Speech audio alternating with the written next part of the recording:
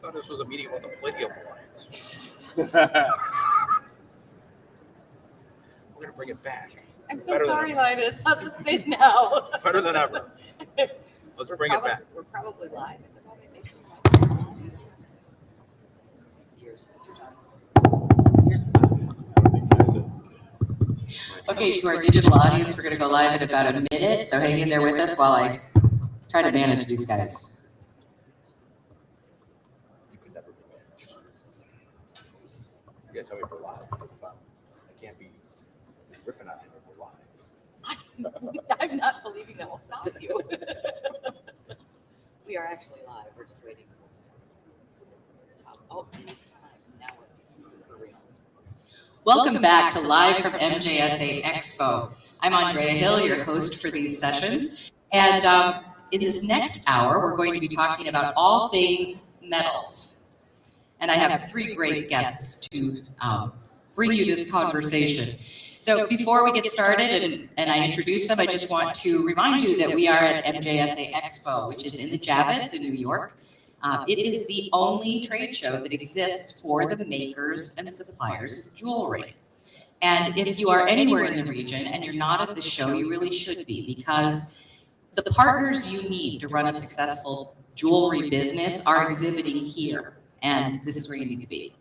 So now we still have the show going on until 1 p.m. tomorrow. So you can be here from, I think, 9 a.m. to 1 p.m. tomorrow if you didn't get here today. All right, so my guests for this conversation are Ken Babayan with DH Bell, and Linus Drogs with AU Enterprises, and Dave Szyminski with United Precious Metals. And I cannot make any promises about their behavior. They tend to be a rowdy bunch. And, you know, people have said to me, what could you talk about for metals for like an hour? And I say, have you ever been to a single Santa Fe symposium? You could talk about metals for 3 days. There's an awful lot to say about metals. But real quick, give a plug for the new Santa Fe symposium, and then we'll start talking about metals. So the new symposium, the jewelry symposium, is May 14th, 15th, and 16th in Minneapolis this year. We're limited to 100 seats, so sign up soon. Early registration ends on the 15th. We've got 17 great presenters covering a vast topic on metals and processes. So yes, come and join us. It's the premier technical event for jewelry manufacturing in the entire world. Excellent. So, and at only 100 seats, that, I mean, there's some scarcity for you. People do need to register. All right, so I guess I'll kick this off by asking you, what's stressing you these days when it comes to your metal world and metal manufacturing? We'll start with the stresses because we're going to end on the fun stuff. I think the biggest stress right now is the real confusion in the marketplace of recycled metal. What actually the definition is, well, how it's categorized, how we have manufacturers asking for it, how they really want to be, when they want to certify, they want a green, they want a sustainable metal, non-conflict. There's a lot of miscommunication in the marketplace, and it's creating stress for metal suppliers and refiners, probably for Ken also, because what happens is we are getting these requests. And to be honest with you, we just don't feel there's enough recycled metal in the pipeline under the current definitions for everyone to have it. Okay, so we'll dig deep into recycled metals. Let's hear each of your stresses, and then we'll. I think that's yours. I mean, that's a pretty good one. You know, there's no question. People are asking questions. They're not sure what recycled means. I get that question a lot. When you say post-consumer, that usually helps saying that. But there's still more questions, and I agree. There's no question that the pipeline is. We happen to have another division that helps us with the goal that supplies us. But if you were to go out on the marketplace, you're going to have some trouble finding recycled material. And then not only that, you're going to have them actually wanting, because when we go through the audit every year, the vendor has to sign an affidavit stating, this is what we've been supplying. That's part of our audit that we have to give to SES Global. And so that's also a problem. We're getting people saying, yeah, we'll give you all the recycled you want. And then when it comes time to sign the paper, they don't want to sign it. So like, what is that? So we're having to do that prior and all that. It's a work in progress. I think it's not going away. Definitely not going away. So I think, it took us a couple of years to be 100%. We were not 100% when we first started. Now we are. And maintaining that's a challenge. And the rules are changing. It's not always the same. So we're getting more strict. They're getting more strict. And, so we'll dig into that. We'll dig into definitions and, really try to help people understand that recycled metal aspect. On the manufacturing front, what's pushing your buttons these days? Well, it's the same situation with on the consumer side it is the supplier side. So you put a program together, the designer wants to position themselves to use completely recycled material. And now I have to contact Ken or Dave and put a program together and say, okay, this is what we need and this is what we project is going to be our requirement for this collection or these delivery cycles. And depending upon how they manage their supply stream, I may or may not get material. And then that starts to cascade of backlog of delivery dates, and then you look like you're unreliable or undependable. And the guys, their hands are tied. It's not as you can just go out and create that kind of supply stream. All right, so let's start with, and this is a big deal because people are more and more concerned about responsible jewelry. And note that I said responsible. We really cannot use the term sustainable when it comes to jewelry, but responsible is the right term for that. So let's start with definitions. What constitutes recycled gold? I'm out. No, what the current definition is basically what people say is what's called second life. So second life is basically it's been manufactured or part of the manufacturing process. So at United, we sell metals, but we're also a primary U.S. refinery. We only take business in from jewelry and pawn. That being said, we don't take in mining or electronic or dental industrial.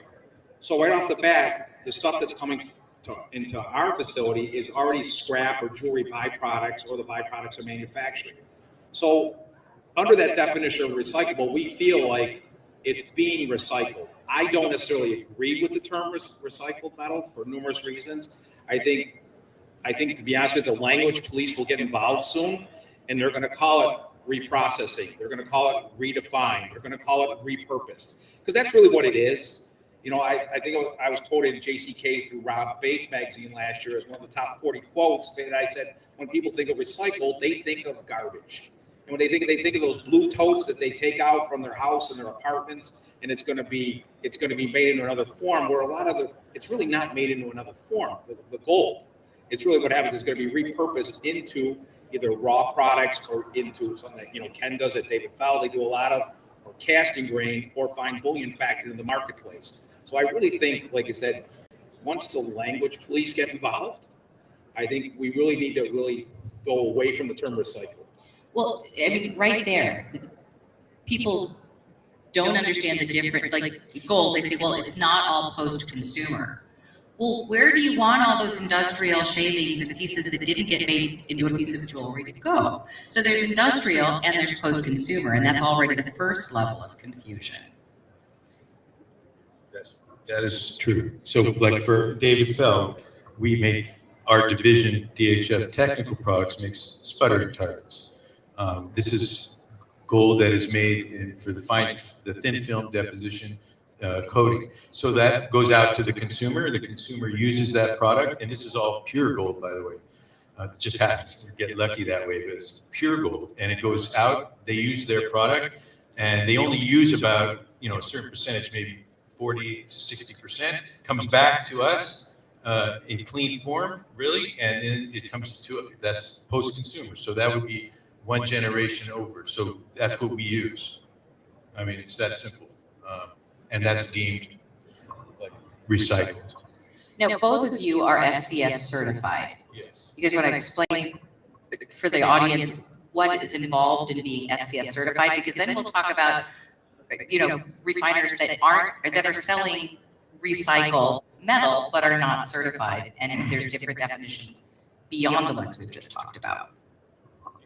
So there's certifications, they're called literally third-party certifications, or they take place in an audit form where they're basically going to evaluate when we say we're green and clean, that what happens, our metal is green and clean. So you bring this third party in, SCS is one of the leaders of the industry when it comes in. They'll certify your metal as a certain percentage of recycled, fine gold, fine silver, fine platinum, fine palladium. So we've partnered up with SCS probably for the last 12 to 15 years. We're one of the first ones in on this. And really what it is, it's basically to tell people, we're 100% recyclable, as in from their audit process when they come in, that they're going to go through our process. They're going to pull examples of lots and process things that we've done inside our building to make sure it is what it is and said what it says. I mean, I'll give you a quick example. Someone sends us a bag of jewelry scrap. We know it's scrap gold. It's rings, it's chains, we can identify it. Now say that same manufacturer or retail jeweler melts that into a bar. Okay, so now what happens is they melt it into a bar. Well, it comes in, how do we know it came from jewelry scrap? How do we know it came from chains? So then what happens is we'll get what's called, each company has their own process. We'll get like what's called a metal source document, almost like a mini affidavit asking the jewelry manufacturer or our customer, where did this come from? And then what happens is it came from rings or chains or byproducts of manufacturing because they wanted to melt it. So then what happens is we'll take pictures, we'll make a note out of it. So then when the auditing firm comes in once a year or once every 2 years or 3 years, and they pull that lot and they say, this is a bar, how do you know it is? Then we go back to the paperwork and the documentation we have from our customer to say, this is what we did. And we try to cover ourselves, to be honest with you, the best we can. So when those questions do arise, we have actually documentation that backs it up. And one of the things these guys are trying to prevent is illegal gold making it into the supply chain in bar form, through channels that they're not necessarily in control of. By the way, for those of you who don't know, SCS Global is one of the leading organizations that developed auditing for recycled materials across the board, plastics and all kinds of recycled materials. And then they applied their experience with doing recycled process auditing to the jewelry industry. So, were you going to say something, Linus? Nope, I'm following along. Go ahead. So, where might people, for refiners that are not SCS certified, where might they be getting their metals for that they're calling recycled metals? Just hypothesize. Yeah, that's a tough one. I'm not privy to processes of companies that are not certified. I can only tell you that like some 20 years ago, we used to get requests about being, is your material, we started getting these requests some 20 years ago about, is your stuff coming from recycled sources? And we would say, yeah, because we were refining. It was that simple. And we wrote a letter and a letter was signed and, that was fine. Everyone was happy. Come 5 years from now when we started this thing, now there's, like you say, there's third party. Obviously, United's been doing it a lot longer, but there's people always jumping in. So it's an ever-changing game, and I don't think we're at our final resting spot by any means. I think you're going to see a lot more stringent processes, and the audit will become because right now it's a desktop audit, and then they come in and they will come and visit you to do the audit. So at first it was desktop. And just like Ken said, it is very confusing because what happens is even when the auditing firm comes in, and SCS is one of the leaders. I mean, if you go to Home Depot, their stuff they'll have their logo everywhere on what they've recycled, on what they've deemed as recycled. but also you have auditors come in. We're spending a lot of our time educating. So these certifications also cost a lot of money for us. So what happens, we're spending a lot of money so we can have all these, different certifications. And what happens is, what people have to understand is, as we go down this path, the metal gets more expensive because we have to hire extra people to do compliance, to chase this paperwork, to follow through. So like I always tell when a designer comes up to us, I'm like, at one time we used to sell you gold, let's say for an example, $2 an ounce. Now we're selling it at $10 an ounce, and we're not making $8 profit. We're making the same profit that we made at 2 is that we do at 10. But what happens, everyone's gone down this road, which we don't have a problem with, but it takes a lot, as Ken said, so like that, just to get all our teams, everyone aligned on this, because it is a big deal for us. It's a rigorous process. To be honest, it's not really the same game because the people that are not doing it are still selling $2, $3 gold. But they could Right? be getting And I mean, just not everyone's on board just yet. So we're like at the birthplace in my mind. This is the beginning. And so, yeah, there's a select few companies, but you can go where I'm from LA, downtown LA, and you can pick up gold for $2, $3. I'm sure you can go down to 47th, yeah, you can go get it down to too. 47th and pick it up. That's When we talk about the fact that it's going to take the entire jewelry industry to pull together to get more transparent supply chains, I know that I personally really respect the leadership that your companies have shown in putting yourselves out there to be SCS certified in your metals, because they're preventing illegal metals from getting into supply chains. You're working on making sure that people know what they're buying. But it is a burden to be a leader in that space because it does make it more expensive. What's the thing with, you were telling me, calling recycled metals what's coming out of central banks, the bars and the bullion? Well, what happens is you could just take, if you're looking for post-consumer, okay, so if you're looking for scrap and everyone wants recycled metal, well, there's only so much scrap you can get to basically sell it under recycled metal. So many of us, Ken was saying like they have another division, they make the sputtering targets where they have the byproduct, and that's already considered like 5/9 gold, I think, correct? Or I guess we can do that now. Now we can make them too. So I would like to change the answer to 5. So for us, what happens is you have to buy investment bars, okay, investment grade bars. And what happens is, because we don't have enough gold coming in, we're purchasing gold from the banks. And now what happens is that gold from the banks, what happens, they're 400-ounce London LBMA bars or whatever that's sitting in someone's vault. Well, then the problem comes into play is a couple certifications have turned into, they said at one time those investment bars were considered recycled. Now they're not considering them recycled. So the problem there is, well, we need that in our feed to supply everybody. So, and the problem is they can't prove that it's not recycled or it is recycled. I mean, that's grandfathered. I mean, some of that gold could have been from 20, 30 years ago that's in that bar. So, I mean, there comes to a certain point where you almost got to say, uncle, like you can't go back as far as some people want and trace every bit of gold. Everyone's got to understand, every bit of gold, platinum, and palladium came out of the ground. Every bit came out of the ground. And now what happens is the jewelry industry, to a point, Andrea, I was looking at a point where the ground is no good anymore. But that's not true, because mining supports millions of people around the world. So there is responsible mining. 1,000%. But Absolutely. the problem is a lot of the jewelry companies, the major manufacturers, aren't even allowed to buy from them anymore. They're looking for, because they don't consider mining, they consider responsible, but not recyclable. So this is part of the problem in the industry. This confusion of what is. So when we have to buy the investment bars, and then we put it in our stream, then you can almost say, well, now it's not considered recycled because we can't prove it back. We didn't know it was jewelry scrap. We didn't know what it was. So that's what makes it. So then you've taken all that supply out of the feed. So then what happens when you have a major jewelry company call, or even a small customer, and they want something, it's like, we don't know if we have what Ken was saying. And it's fine what happens when they want bullion, and bullion being fine gold or fine silver, platinum, palladium. But think about this. Now they want you to incorporate it in your products. So now you have to take all those products you manufacture, cast and grain, solder, wire, sheet, whatever findings, and now you have to find the gold to manufacture that. And I'm just saying, under the current guidelines and definition, just as well as we do, It's just not there. It's not there. One plug for tomorrow. Please join us again at 10 a.m. tomorrow. We're going to be talking about Fair Minds New Credits Program and how the jewelry industry can come together to support getting more responsible mines online to increase the capacity of mined metal, because that's a completely valid option for responsible metals. So when you talk about did you say the definition police? What was your phrase?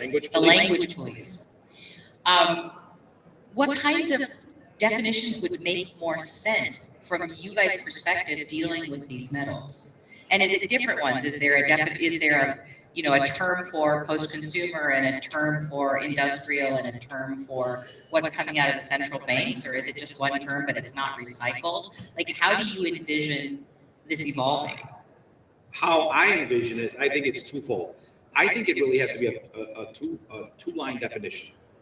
Responsibly sourced and non-conflict. I think if you run down that guidelines, and everyone's trying to beat down those guidelines, which would open up artesian mining, all this type of stuff, because all mining, refining, recycled, however you want to say it, it all needs to be in the food chain. Everyone's got to be able to supply this metal because there's just not enough of it coming from one particular part of the source. So I think if it's non-conflict, responsibly sourced, you can use terms like I said, redefine, repurpose. I think we'll be in much better shape. Ken? Yeah, I mean, it's tough. There's no question. When you talk about the fair mine and then recycled, I mean, right now, if our auditor says, that came from the mine, that's it.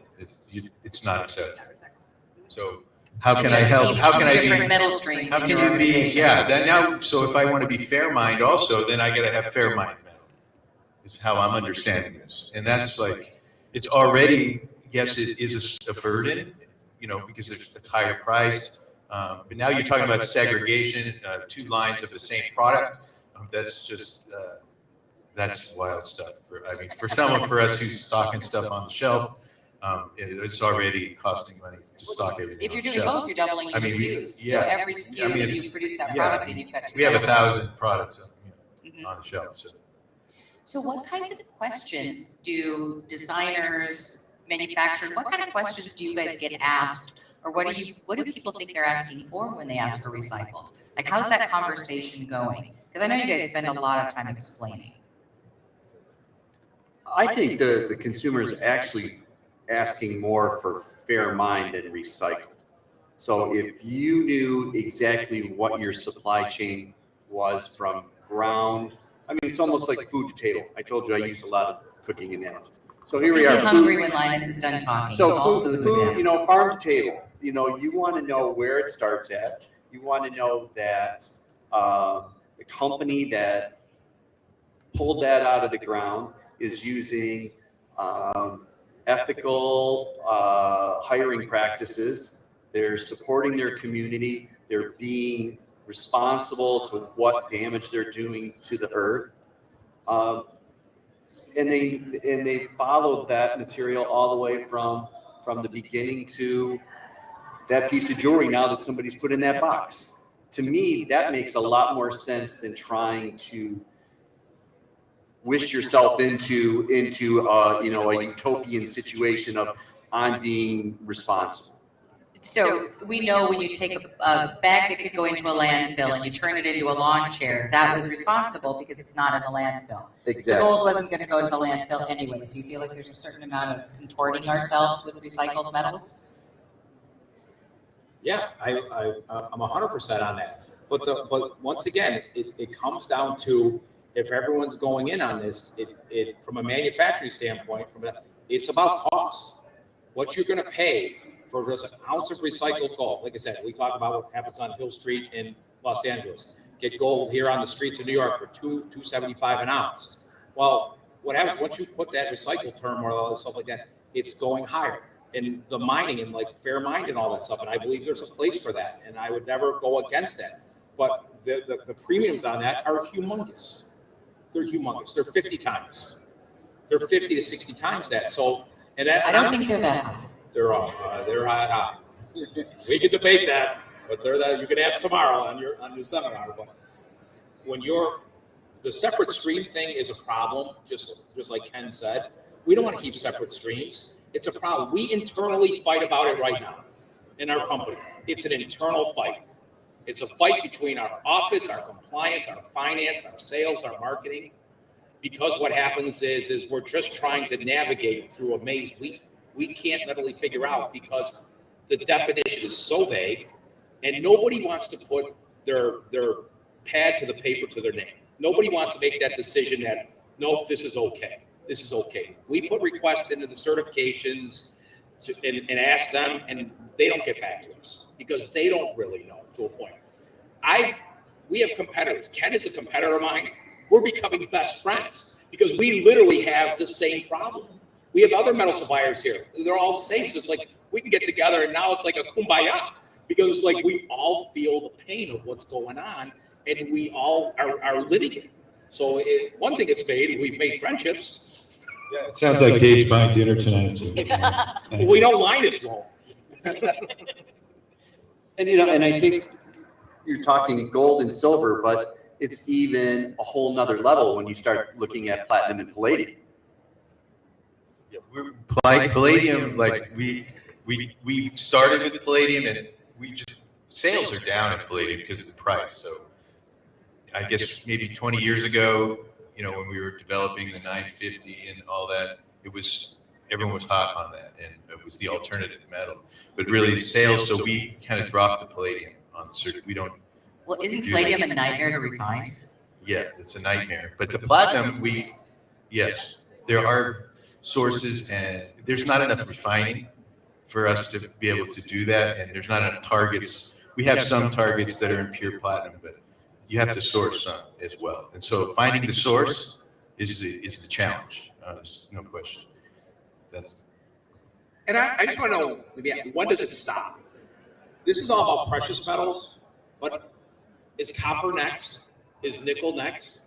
Is zinc next? You know what I'm saying? Like, are we going to have traceability and all that stuff from all these metals moving forward? I mean, once we get through the precious, are we going that way?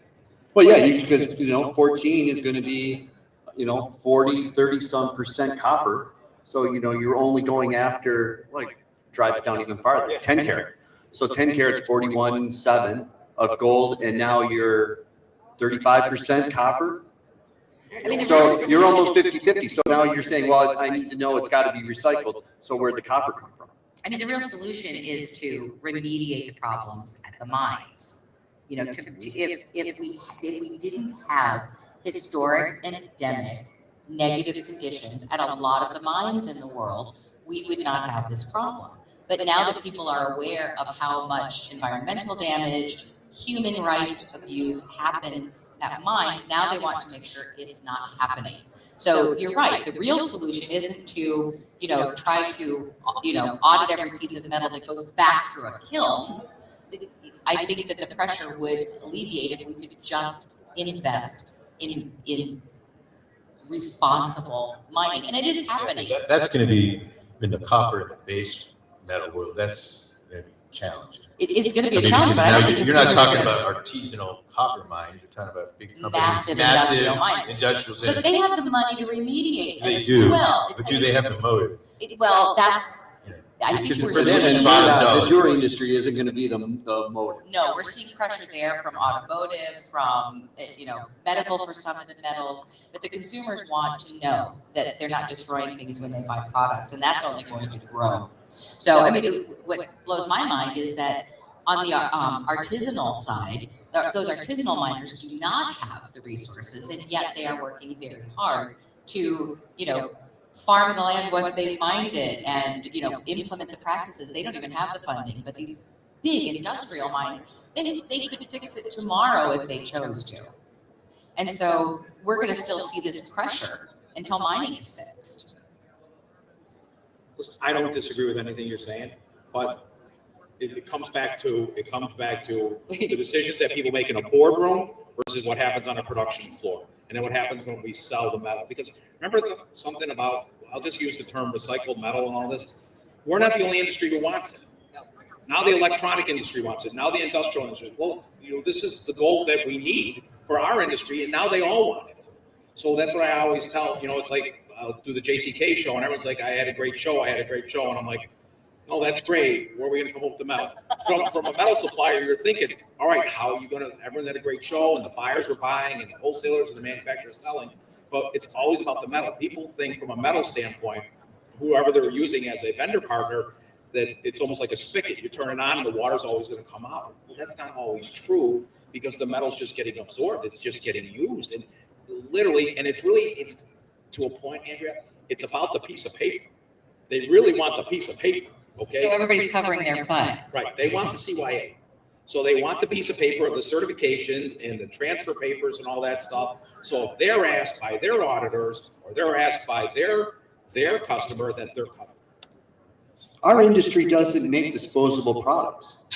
It's not like pop cans where, you use it once and then you responsibly dispose of it and then it gets reprocessed and it turns into another pop can.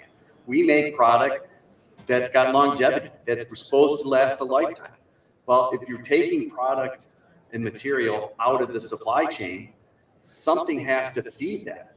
It's got to come back at some point as new feedstock. So do you guys think the real solution is to try to make sure that I was just going to ask a question that can't be answered. Because the problem is, when it's in a bar form, you just don't know where it came from. Is there any technology that can tell us where the components of a bar came from? No, that's kind of like trying to figure out where, air atoms come from.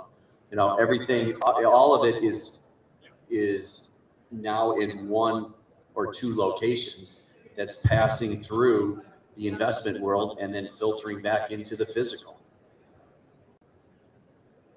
There's just got to be I'm telling you, a place where it's just like enough. Like we can't go much farther. I mean, we just don't have the technology to literally, like Superman, the X-ray vision to find out where this metal came from.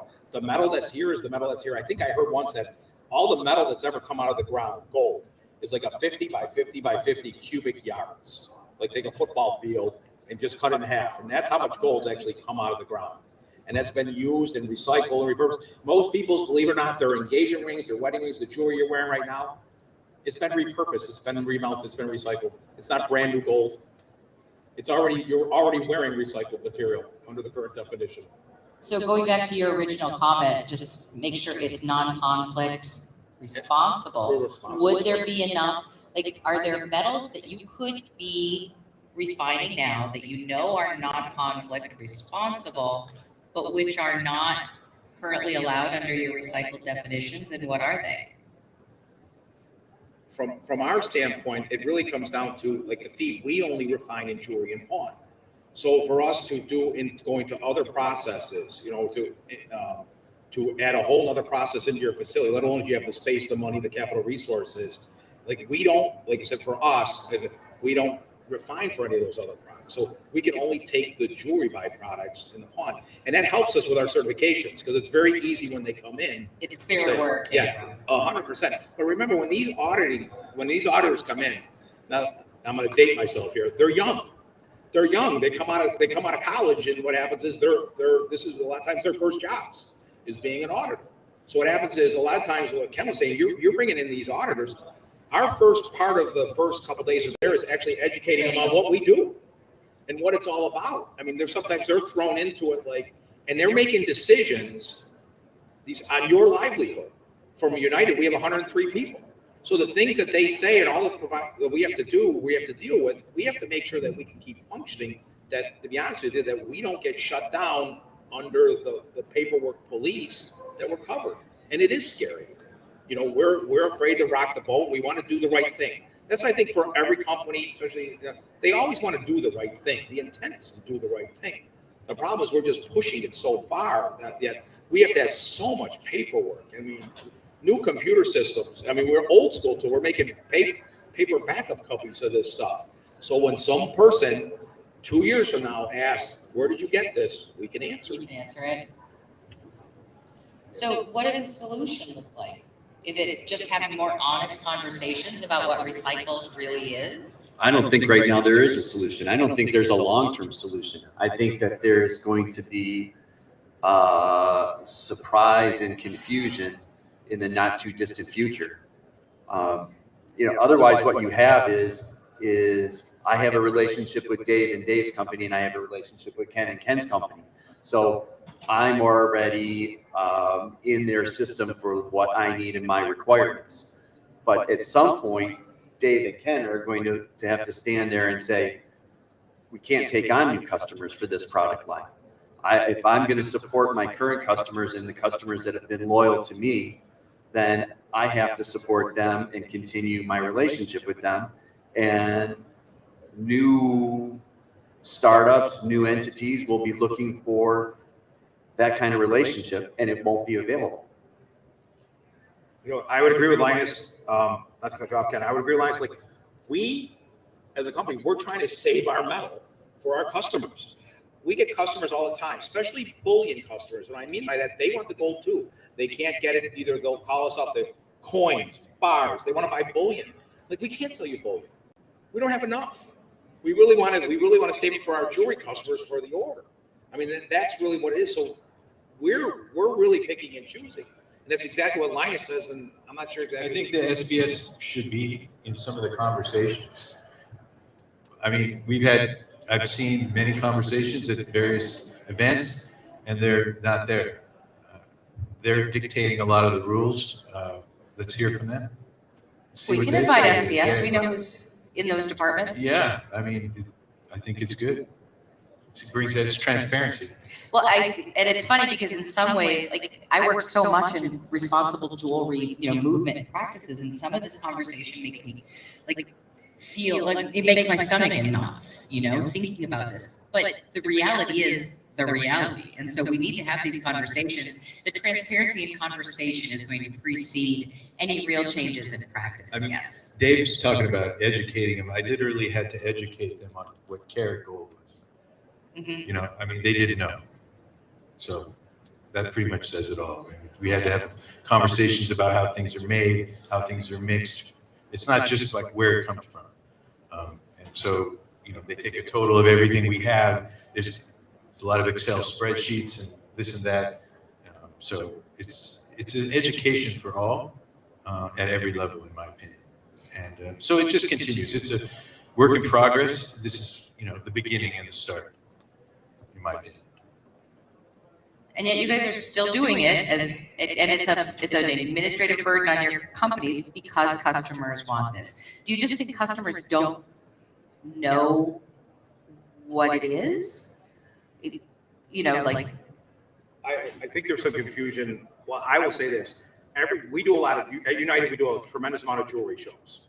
Okay. So we try to support the industry that supports us. I always ask the retailers, one of my first questions is, do your customers ask about recycled metal or where the gold or where the silver came from? I've yet to find a retailer tell me they asked. Now, what happens, you might get one that we're looking for the mine, but they don't ask about recycled metal and all that stuff. They'll ask about a diamond, they'll ask about lab grown, they'll ask about, the Blood Diamond movie or whatever they saw on Netflix or whatever. They'll ask about that, but for the metal, they don't ask. That's why sometimes I think the jewelry industry, this is a self-imposed problem. It's a follow the leader. So, the big guys, the public companies, the top tier that have set these programs up for whatever reason that they decided to do that. And then. Well, because they are getting consumer pressure. There is consumer pressure for more responsible supply chains. And if you're a company like LVMH, you're selling a lot of products to that one consumer. They're not just selling an engagement ring to a consumer. They are selling a handbag and a belt and shoes and a shirt and some lifestyle goods for the home and jewelry. And so they're being very uniform and saying, okay, responsible supply chains matter to our customers, and we can't just apply it in one area and not apply it in another. And frankly, mines are a lot more damaging to people in places, or at least have been historically, still are in places, than cotton. That's true. But again, somebody has to have some sort of feedstock to supply.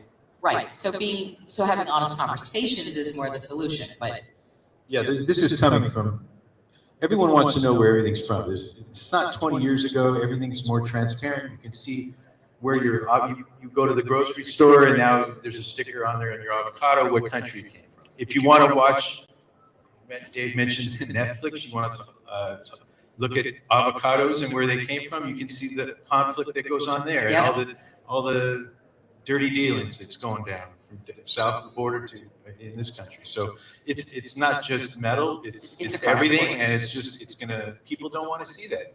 And I agree. It's not going to go away. So we have to be able to do our best. This is the struggle time. This is the tough time, you know, because not everyone's on board. In fact, the majority is not on board. So we had enough of our customers ask us. We assumed because their customers were asking them.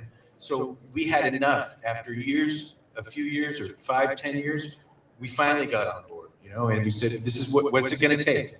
So we went through the 3 years of not being 100%, and now we are.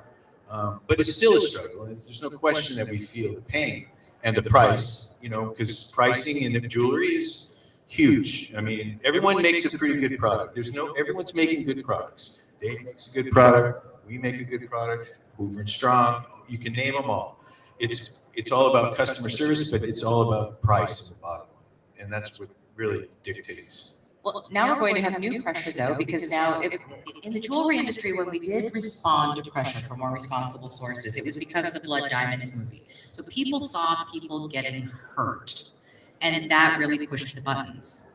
And as a country, we wanted to fight about whether or not there was climate change for a really long time. And I don't know if anybody noticed, but people stopped fighting about 5 years ago. So now we're really talking climate change. So these new ESG regulations that are going to be imposed on public companies are going to increase this pressure, not decrease it. So public companies have to report where their material came from. Who does that affect? Their downstream suppliers. And by next year, the downstream suppliers are going to have that transparency. So I don't see it going away, and I don't think it's necessarily a jewelry industry imposed problem, but it is a problem we have to figure out how to solve. Well, look how everyone is like electric cars, electric this. Just Google or go on TikTok or YouTube and look at a lithium mine. Oh, rare earth metals are going to be a big issue. Look at a lithium mine and just see how much farther ahead our industry is compared to that. And this is supposed to be green, clean, the electrical and stuff like that. They're the worst. And There's nothing green about a cellular phone or any kind of phone. Nope. I'm sorry to say, people, but like we're not going to drop our phones, are we? Right? And what's in the phone? Just all I got to do is Google it. Lithium's problem. And rare earth metal mining is going to become it's already a problem because of some of the areas that it's happening in and the advantage that's being taken of those areas. So it is the next real area of potential crisis for mining. So, gosh, I said I was going to start with the down stuff, but but I think it's good for us to all understand what this looks like and the challenges of solving it, because we need. It's not about saying, okay, fine, we can't solve this, forget it.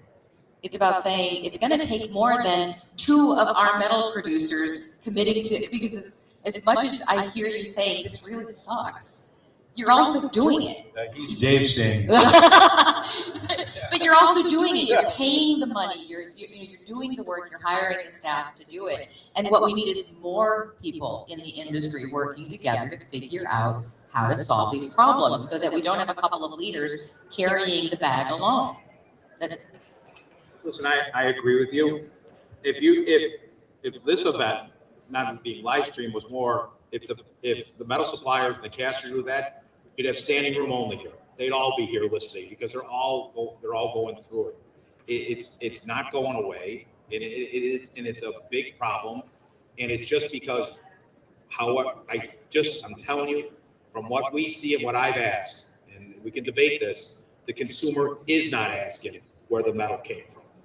They're just not. They're not going to the retail jewelry stores and asking. It depends on which retailer you talk to and which designer you talk to. And remember that there are entire communities of people. And the retail jewelry store, it tends to be behind the curve on things like this. I'll just be honest. So online sellers are seeing big sales lifts from being very forward about selling responsible metals, whether it's recycled or whether they do something like Fairmind or another artisanal mining project. Them out.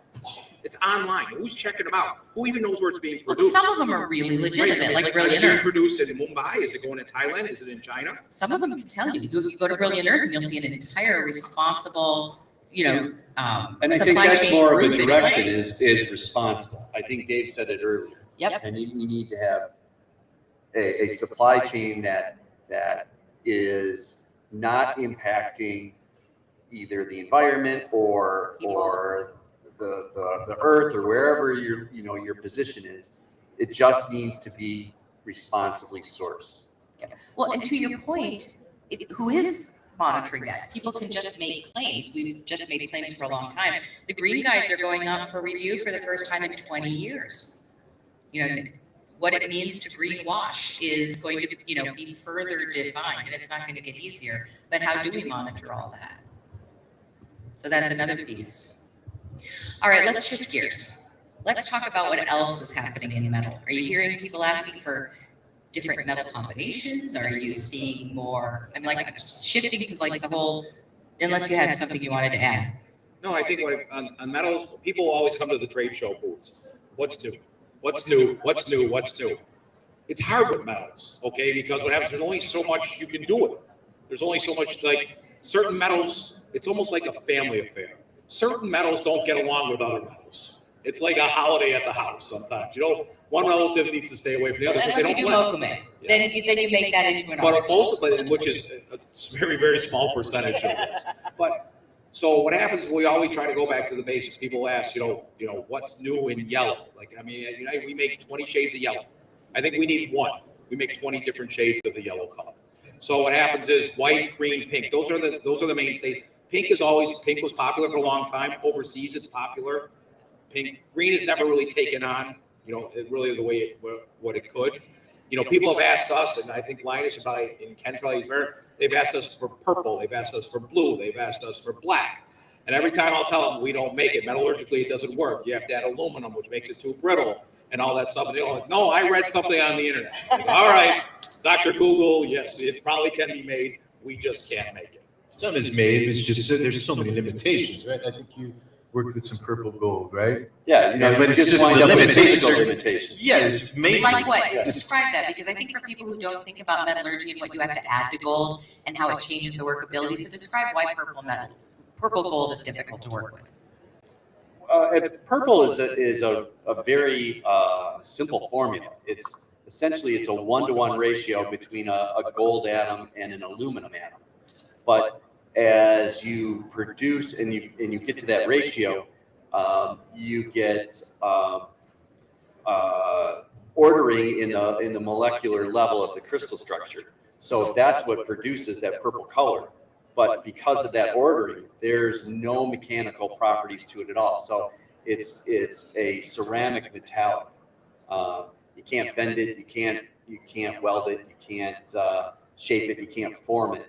You've essentially made essentially a metallic gem that you could set, you could inlay, you could do things like that. But Can you machine it? you can machine it, yeah. But that's all you can do with it. So you have to start with some sort of billet and then move forward.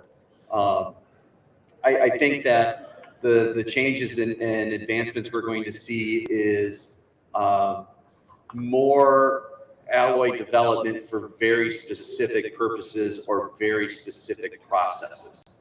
So we're going to see more advancements in more exotic material to have a direct impact on a characteristic.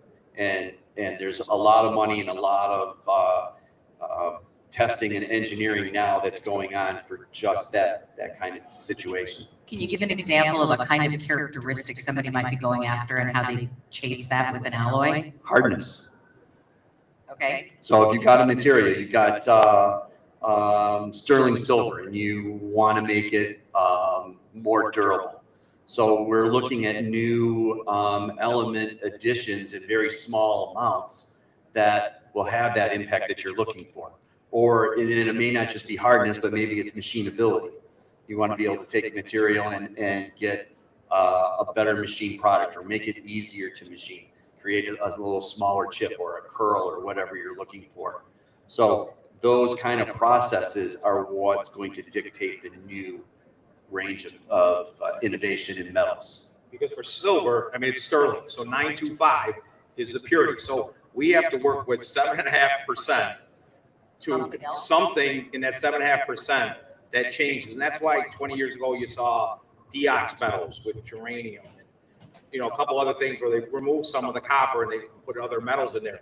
And it was supposed to, and at that point, the push 25 years ago was to get silver to stop tarnishing, to really start tarnish. I don't want my silver to tarnish. Like, all silver is going to tarnish. It just is.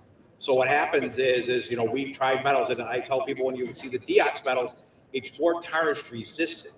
Doesn't mean it won't tarnish. It just means more tarnish resistant. So what Linus is true is now you might have to get to the point where the metal can only do so much. What are some of the processes that can help in the hard? And silver, he's 100% right. People are always looking for the hardness on the silver. And there's only so much we can do metallurgically to make it harder and still user-friendly, that it can be casted or fabricated. And not rhodium plated. And not rhodium. Yeah. And that's sort of the holy grail, is to not have to rhodium plate it. Just make people not want white gold that looks like platinum. That's the answer. Stop wanting, if you want platinum, buy platinum. Is it all? Yeah, I kind of lost the way I wanted to ask that question. I'm thinking of what you might add to silver. I guess my question is it true that when you add some materials, you might add one aspect of workability, but you also have to sacrifice something? Well, yeah, so that's what I'm saying. Some of these alloys are going to be developed that now will be only for a rolling or stamping operation. They won't be castable. So some of these, micro additions, we might, and you're working completely outside of the box now. You're talking about adding tungsten, or you're adding magnesium. So some of those additions aren't friendly in all processes. So, and your processes are going to become more and more based on technology. So, and we saw this when I was working with the Palladium Alliance on palladium alloys. We developed alloys that were more castable or cast friendly, but they had to be done in an induction machine. You couldn't torch melt them. So now you start segregating the ability of certain manufacturers against other manufacturers. And also on Linus' point is, it's a twofold process when you're playing with mixed metals, because not only you have to create it from the production standpoint, but then when they send it in for refining. So now what happens is you've got other metals introduced that might hurt your typical refining process, or people don't understand why they can't get paid on it because it's so small. We know it's in there because we have the technology to identify it's in there, but that doesn't mean we can get it out. And so whenever you start playing, I mean, years ago, we created a sterling silver with gold in it, a sterling silver with platinum in it, a sterling silver with palladium in it. We called them different names from the marketing aspect and all that stuff. Yes, it worked for some of the designers and all that stuff, but it never hit mainstream because people would see the cost and all that stuff. And then when it would come back to us, and you got a sterling silver where it's got a quarter percent of gold in it, and they're like, well, why ain't I getting paid on the gold? I'm like, well, there's just not enough in there. So whenever you develop a metal, and not only that, then if we develop a metal that goes really successful from a casting stuff, but then all of a sudden Ken's customers are asking, well, I need sizing stock that matches this, I need solders that match this. It's like, well, what are you going to do? That happened with the Carrot and Gold Diox, where we were adding. Back many years ago, people were not using the enclosed induction systems; they were torch melting. So we had the Diox that we added to that, and that would help break out clean out of the investment. That would save them time, but you couldn't roll that. You couldn't. It was more brittle because there was those additives in there. And so now actually we're selling less of that Diox, and so I push them towards just the general same color, just without the Diox in there. And because they're casting mostly, they're casting in an induction machine, it's mostly enclosed, so it's got the inert atmosphere, it's fine. And then they can also roll it, so they can pour it if they want, pour a little bar or however, but it's a all around good alloy. Well, and it's always a problem with and this happens with even seasoned industry veterans, people who've been around a long time. They will order a metal, a sheet wire, a fabricated product for making jewelry or casting grade, and not understand that what you say its purpose is for in your product catalog is actually its purpose. And then they get frustrated because they try to use it for another manufacturing process and it doesn't work, and there's something wrong with the metal. It's always the metal. It's always the metal's fault. I actually think it's the manufacturer. Okay. Ken, what do you think? It's true. The first thing is, I've been doing this for 40 years. That's the first line that they want to say. But that, I think what people have to realize is that, when you're making new designs and new things, that your process changes. So documentation of process is crucial for at any level, in my opinion. So if you're going to make something and you've been doing it all along and it's the same metal, and then you change your design into something else, you're going to have to change your sprue system. And Linus will probably talk more about it, but you can't just do the same sprue for everything. And that's just basic, though. You should know that, but somehow, some way, it's lost in translation. And I still get those calls, and I still, let me talk about sprueing, because the first things you check is their flash temperature, is their melt temperature, and all the basics. I call them the vitals, just like So water temperature. Yeah, everything. But the sprue is crucial, and how the metal is going to fly. How it flows. In the Santa Fe Symposium, some 15 years ago, they had a simulation of how the metal solidifies in the flask. It was amazing to watch how things, because no one thinks or talks about that. We were able to see it. It was incredible. And so, yeah. And it didn't follow logic No, or what right. It didn't follow what you thought it was going to do. Exactly. You have to understand thermodynamics to understand how metal flows, and most people just don't study that. And the problem is as we sell new technology, software designing systems to design a piece of jewelry, and we're going to grow it. We're going to grow it on a machine, and we're going to make an unbelievable piece. Ask most casters, they'll walk by the screen and they see this great ring, and they're like, I can't cast that. I can't cast that. I can't cast that. Yeah, but the software system said it's good. Yeah, but it doesn't matter. It doesn't translate to actually some guy who's actually going to cast it. Yeah, where are you going to put that sprue? Or do you really want us to cast it if I have to put 7 sprues on this little ring? So I do want to remind everybody that your metals providers can answer your questions. So if you're thinking of buying a metal and you are going to use it for a specific purpose and you're not sure which one to buy, ask. Or if you're thinking of switching a metal, your casting grade, for instance, ask, because they can talk to you about the dynamics of those metals that you're buying and help you make a better choice from within their catalog. And when they can't, come over and see me, Ken, we'll answer it. And I think part of that, what you just touched on, is ask first. So before you go out, trash the flask. Yeah, or before you go out and buy a new casting machine or some addition or change to your process, ask beforehand rather than have to deal with that consequence afterwards. Well, I'm thinking of a client that a large manufacturer had a casting problem that went on for years and probably cost them hundreds of thousands of dollars. And Linus went out for me to analyze it, and it was a simple problem, wasn't it? It's very simple, yeah. And it's mostly just not understanding how processes and materials behave simultaneously together. Yep. Yeah, it's science. It's metallurgy all science. It's just cooking. It's just cooking. Your cooking tastes better. Yeah, it's all about following a recipe. So those are all my food analogies. You can't, if you're gonna make a Michelin star dinner, then there is a very precise recipe and formula you have to follow to be able to achieve that kind of results. And making jewelry is exactly the same. You have to produce and document that process and follow it to the T. If you want repeatable results. If you want to have a Michelin dinner, that's what you have to do. Or just admit you're experimenting and you're not going to be mad at anybody if it doesn't work out. Yeah, well, there's that too. You have to experiment and you need both. You do need both. You have 3 experiments. You got to know what you did with 1, 2, and 3. So you are documenting this. You've never paid for a Michelin dinner in your life. at some restaurant. There's I've no had, way I've you had, paid me I've for had it. several No Michelin way. dinners I with can't you. believe they No, waited this I'm long to telling find you, it. seriously. You think of Michelin, you think of tires being from Detroit? All right, guys, we're almost out of time. What's one last thing you'd like to share with our live and digital audiences about metal? I'll actually go a little bit above that, and I'll be like, you really want to learn about metal and stuff like that, you should be coming to a show like MJSA.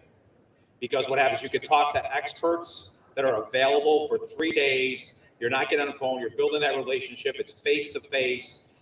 Everything you need here, there's contract casters, there's metal suppliers, there's everything you need to actually have the conversation about metals right in this place. And this is a great venue to have it. And I think if more people, and especially the people that are seeing us on live stream, could actually get to the show, I think that it's only going to help them in their careers. University of Trade Show. It is a real thing. You want to dive into more of this kind of conversation? Come and see the three of us at the Jewelry Symposium. We'll all be there. Yeah, I mean, the education is key here. And like what I've learned at the symposium, dating back from 1996, my first time, I was very green. I was a guy who worked in the shop for 5-6 years, didn't know a phase diagram from anything, went to the symposium the first year, learned about casting, read about all the papers and everything, and then eventually went to GIA and married those two together, where you take what you learn, what you read, and then you work it with your hands, and you do the casting and you do the thing. It really helps, makes you understand everything. The symposium that Linus and his group is going is crucial to the jewelry industry, and what Eddie Bell did for the first how many years? 34 is an amazing thing, and I'm excited to see what's going to happen. I like when it always gets shaken up, and it's getting shaken up now a little bit, and we'll see how it turns out. But I'm pretty excited about where that's going to go. So it's all about education. There's just so many levels. It's endless. And when I said at the beginning, people often ask, how are you going to talk about metals for an hour? And I say, you could talk about it for 3 days. You can learn about metals every day for the rest of your jewelry career and still have some things to learn. And that needs to be part of the commitment to being, the best jeweler you can be. All right. Well, thank you to Ken Babayan with WHL and Linus Drogs of AU Enterprises and Dave Savinsky with United Precious Metals. This is my Metalicious panel, and you fulfilled every hope that I had for an interesting discussion. And I do want to encourage everybody to tune in tomorrow morning at 10 a.m. Eastern Time for our discussion of the new Fair Mine Credits Program, another way of getting more responsible metals to the jewelry industry, maybe take some of the pressure off. And that's it for now. Thanks so much. Bye. Thank you, Andrew. Thank you.